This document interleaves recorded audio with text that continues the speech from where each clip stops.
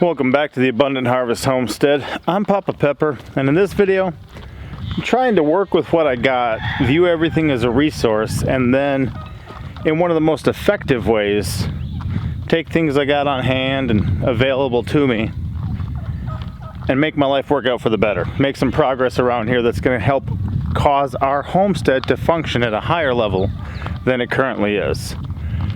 Over here is a nice little building I recently built.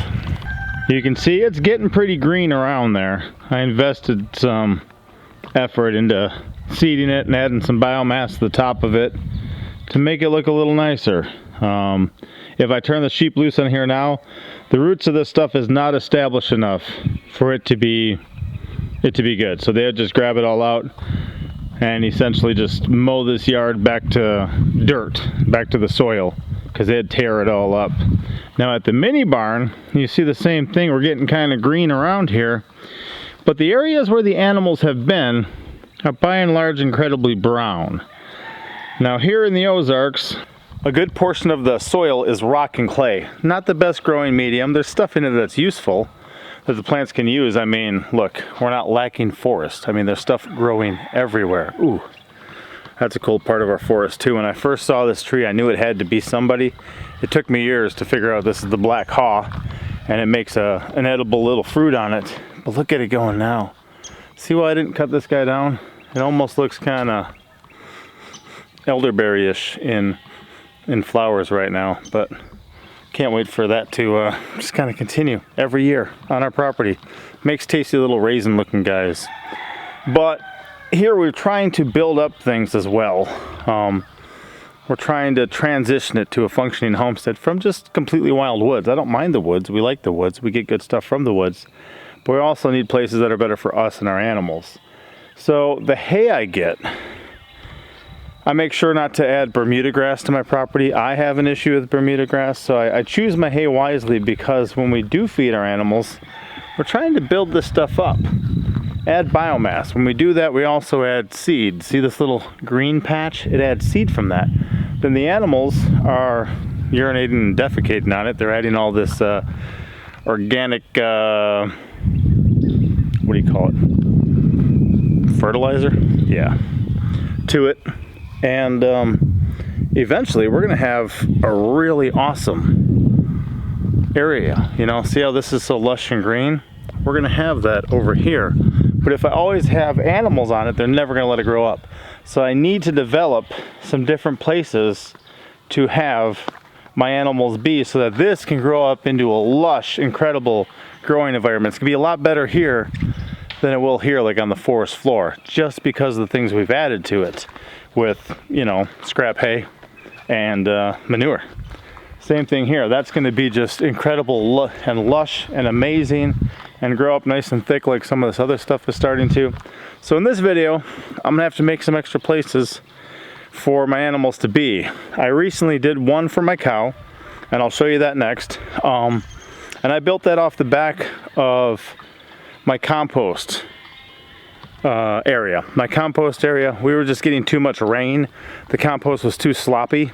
So I actually built a whole lean-to off the top of a little building I had to cover that area. So that way if I want to add moisture, I can add moisture, but I'm not just letting it run wild and turning into as much, you know, rain as we get, whatever's dumped on it, just turning into a stinky swamp.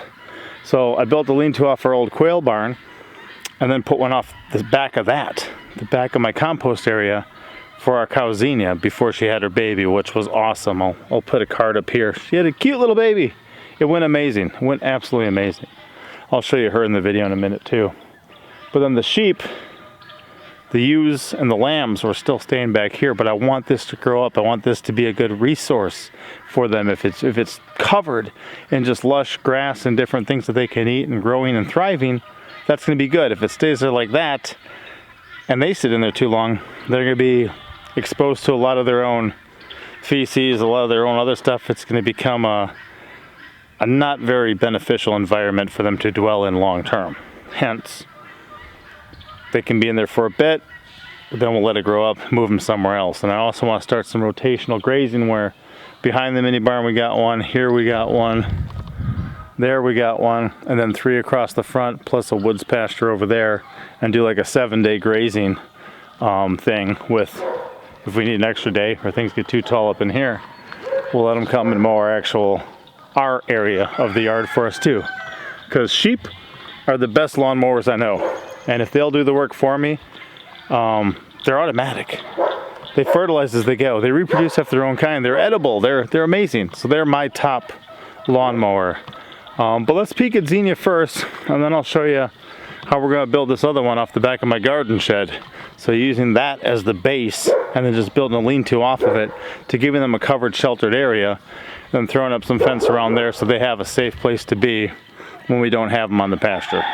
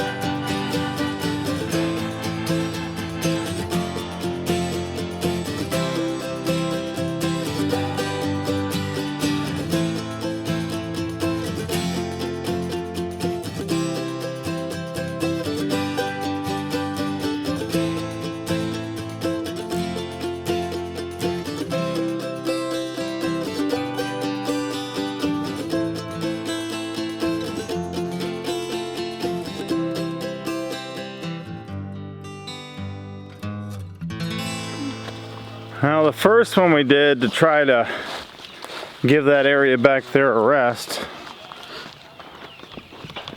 was this one for our cow. We still got some picking up to do over here, and sure enough, she had her little calf amazingly. It really was amazing, wasn't it? Yes, really. You were so comforting and calming to her. She didn't really moo at all. I mean, she was standing up stomping her hooves for a bit, but when she was time, Mama was just there comforting her, and she just did what she needed to do, and Pinky jumped in to help make sure everything was going well, and now we got so happy. And then a little further up here, which is part of a longer ongoing project, I want to be able to have places in each of my pastures to have the animals be where they have protection from the rain, but without having like a building out here in this pasture. I needed to do something, and I thought the best way to go would be a lean-to off the back of my garden shed. And now we'll let them kind of take care of this area. That back there can rest, and then over here they can build this up with manure and scrap hay and things like that. What do you think, darling? Very nice. What's that? It looks very nice. It functions well, I'll give you that. I had to have Red help with the roof. Yes, y'all. Oh, little sleepy lambs by your mommies. 3 little lambs laying down by their mom. So this one's female, my lady. And I think that one. And the rest are males. And I sheared that one up for the year already in the back. They're looking for hay. And hay comes from that way when the kids bring it. Okay. But here, they've got an area to be when we're not having them in the pasture. We'll feed them hay here and let them build this up where one day this gets really nice and rich too. That's right. And you wait. I'll show you what that, give me like 3 weeks to a month on that mini barn. And that thing will just be amazing. I think it'll just be a lush pasture over there. Oh, I see. I thought you were talking about fixing it up some more. And look at that little guy, Mama. He's a very special little guy. Look at him licking his lips. The one that has such a brown face? Yeah. Why He's is got his face so brown? He's got 4 horns coming in too. I guess she's got a lighter brown spot on her side. Yeah, that's Daisy's baby. Right, y'all? You guys want to get back to, we're going to put some males with some of these soon. Yeah, here's the one I sheared already, because it was super woolly. It was like twice as woolly as this one. So she's prepared for the summer. Some of these little rams got some massive horn stuff going on. He's going to wind up like Trey. You see that? He's going to have the 2 grow together. This one? And then 2 split. Yeah, on our side it's going to be split, and the 2 are going to grow together on the other side. Right, Crazy Horns? So that was just another fun, quick lean-to project. But I want to be able to do like a 7-day rotation, plus the 8th day will be inside our area. So they can mow that down. Okay. And we're kind of letting everything get grown up a bit out here because it's not the best pasture, but we want it to be good. And then we'll just kind of let them out here for a day, and they'll mow it down a bit. Then they'll go to the next one, mow it down for a day, then a day down there, then the woods pasture, then the back pasture, then the red barn pasture, or mini barn, and then behind the garden. And they'll sneak through up over here behind the garden and come back to this one. And then whenever we need them to mow the driveway or take care of the intersection where we live, we'll let them do that. But I like seeing green rolling pastures, our nice rock pillar fence.